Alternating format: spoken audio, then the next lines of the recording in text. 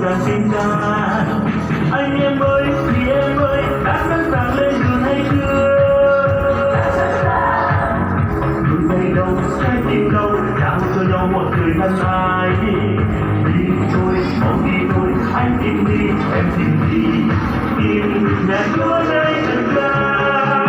Tình Giêsu tình nụ cười, tình người trong tình yêu Chúa. Tình Giêsu tình cuộc đời, tình lại mình trong tình thương Chúa. Tình Giêsu tình mặt trời, tình lòng người luôn dựng ánh sáng. Tình Giêsu tình nước trời, không thân hoan hy vọng nơi Chúa. Anh em ơi chị em ơi nào chúng ta lên đường.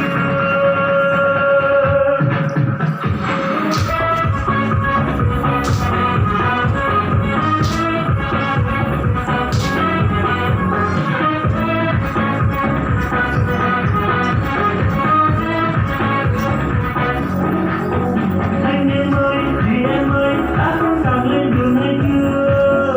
Đã sẵn sàng. Từ tay đâu trái tim đâu trao cho nhau một thời gian ai.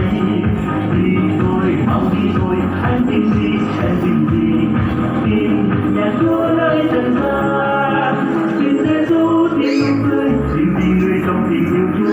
Tình Giêsu tình cuộc đời, tình lại mình trong tình thương Chúa. Tình Giêsu tình mặt trời, tình lòng người luôn từng ánh sáng. Tình Giêsu tình nước trời, trong thân hoan hy vọng nơi Chúa. Anh em ơi chị em ơi nào chúng ta lên đường.